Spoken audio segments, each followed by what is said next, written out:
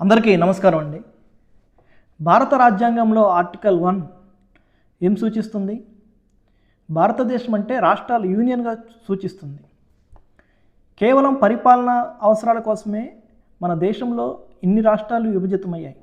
కానీ దేశమంతా ఒకటే. ఈ దేశంలో ఎవరు ఎక్కడైనా నివసించవచ్చు, ఎక్కడైనా తమకు నచ్చిన పని చేసుకోవచ్చు. అలా చేయటం కుదరదని చెప్పే స్వేచ్ఛ, హక్కు ఎవరికీ ఉండదు.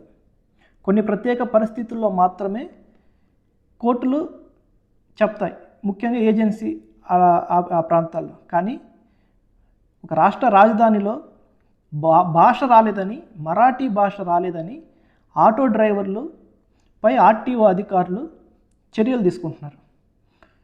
మరాఠీ భాష ఖచ్చితంగా నేర్చుకోవాల్సిందంటూ ఆదేశాలు జారీ చేస్తున్నారు. మొదటిసారి నోటీస్ ఇస్తారు. ఆర్టీఓ తనిఖీల్లో మీరు మరాఠీ భాష మాట్లాడకపోతే ముందు నోటీస్ ఇస్తారు. ఆ తర్వాత మళ్ళీ తనిఖీల్లో పట్టుబడితే వాళ్ళ లైసెన్స్ని 3 నెలలు సస్పెండ్ చేస్తారు.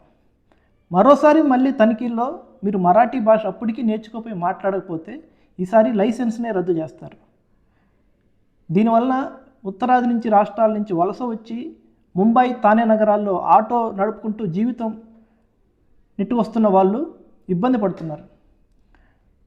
ఎంతోమంది దక్షిణ భారతదేశం వాళ్ళు ఉత్తర భారతదేశంపై బతకటం లేదు. కేవలం ఇప్పుడు మరాఠీ భాష నేర్చుకోపోవటం వలన చాలామంది ఆటో డ్రైవర్లు వాళ్ళ స్వస్థలాలకి బయలుదేరుతున్నారు. బీహార్, ఉత్తరప్రదేశ్ నుంచి ఎవరైతే వచ్చారో వాళ్ళందరూ మహారాష్ట్రలో ఎప్పటి నుంచో ఆటో నడుపుకుంటూ, ట్యాక్సీలు నడుపుకుంటూ ఉన్నారు. మహారాష్ట్ర ప్రభుత్వం కొత్తగా తీసుకువచ్చిన ఆటో డ్రైవర్లకి, ట్యాక్సీ డ్రైవర్లకి వాళ్ళు మాట్లాడే భాష మరాఠీ ఖచ్చితంగా వచ్చి ఉండాలి అనే నిర్ణయం తీసుకోవటం వల్ల చాలామంది ఇబ్బంది పడుతూ తమ స్వస్థలాలకి పయనమైపోతున్నారు. ఇది ఇతర రాష్ట్రాలకి పాకితే ఈ దేశం ఎలాంటి ప్రమాదాన్ని ఎదుర్కోబోతుంది. మహారాష్ట్రాన్ని చూసి గుజరాత్ ప్రభుత్వం కూడా అలాంటి ఆదేశాలు జారీ చేస్తే, కర్ణాటక అలాంటి పరిస్థితులు జారీ చేస్తే, యూపీ వాళ్ళు అట్నే పరిస్థితులు జారీ చేస్తే, పశ్చిమ బెంగాల్ అలాంటి ఆదేశాలు ఇస్తే ఈ దేశం అప్పుడు ఎలా మారిపోతుంది? కేంద్ర ప్రభుత్వం అధికారంలో ఉన్న బీజేపీ అక్కడ అధికారంలో ఉంది. ఏ ఉద్దేశాలు, ఏ ఆశయాలకు అనుగుణంగా ఈ నిర్ణయం తీసుకున్నారనే విమర్శ ఉంది. ప్రస్తుతం ఈ నిర్ణయంపై హైకోర్టులో బిల్లు అయితే దాఖలైంది. న్యాయ వ్యవస్థ ముందు ఇవి ఇంత గతంలో కూడా నిలబడలేదు. మహారాష్ట్రలో ఆటో, ట్యాక్సీ డ్రైవర్లకు మరాఠీ భాష తప్పనిసరి చేస్తూ ప్రభుత్వం చేపట్టిన చర్యలు నగర రవాణాపై ప్రభావం చూపుతున్నాయి.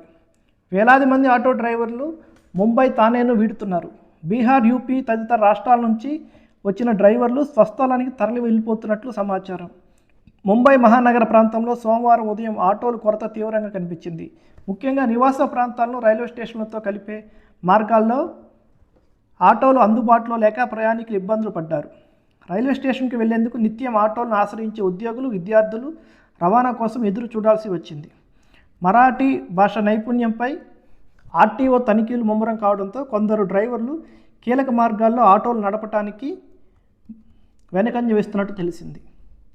ఆర్టీఓ అధికారులు కీలక ప్రాంతాల్లో తనిఖీలు చేస్తుంటే ఆ మార్గం గుండా ఆటో నడుపుకోవడానికి వెళ్ళడానికి కూడా డ్రైవర్లు భయపడిపోతున్నారు. ఒకసారి జరిగితే నోటీసు జారీ చేసిన వ్యక్తి రెండోసారి పట్టుబడితే అతని లైసెన్స్ను 3 నెలలు సస్పెండ్ చేస్తారు. అందుకని కీలక ప్రాంతాల్లో ఆర్టీఓ తనిఖీలు చేస్తున్నారు. వీళ్ళు ఆ మార్గాలు వెళ్ళటానికి భయపడుతున్నారు. మరాఠీపై పరిజ్ఞానం లేకపోతే తొలుత నోటీసులు జారీ చేస్తామని రాష్ట్ర రవాణా శాఖ మంత్రి ప్రతాప్ సర్నాయక్ ఇటీవల తెలిపారు. నోటీస్ ఇచ్చిన తర్వాత కూడా నిబంధనలు పాటించకపోతే డ్రైవర్ లైసెన్స్, బ్యాడ్జీని 3 నెలల పాటు సస్పెండ్ చేస్తామని చెప్పారు. 3 నెలల తర్వాత కూడా మరాఠీ పరిజ్ఞానం సాధించకపోతే లైసెన్స్, బ్యాడ్జీ రద్దుకు ఆదేశాలు జారీ చేస్తామని స్పష్టం చేశారు. ఈ నిబంధనపై కొందరు డ్రైవర్లు ఆందోళన వ్యక్తం చేశారు. ప్రయాణికులకు స్థానిక భాషలో సేవలు అందించేందుకు ఈ చర్యలు అవసరమని ప్రభుత్వం వాదిస్తుంది. ఇంత టెక్నాలజీలో కూడా స్థానిక భాషలో సేవలు అందించేందుకు ఈ చర్యలు అవసరమని ప్రభుత్వం చెప్పడం ఎలా చూడాలి? దానికి చాలా మార్గాలు ఉంటాయి. కానీ ఈ దేశం యొక్క సార్వభౌమాధికారాన్ని దెబ్బతీసే విధంగా ఏ రాష్ట్రంకి ఆ రాష్ట్రం ఇలాంటి నిర్ణయాలు తీసుకుంటే అప్పుడు ఇంకా ఎన్ని విభేదాలు వస్తాయి అనేది ప్రభుత్వాలు ఆలోచించాలి.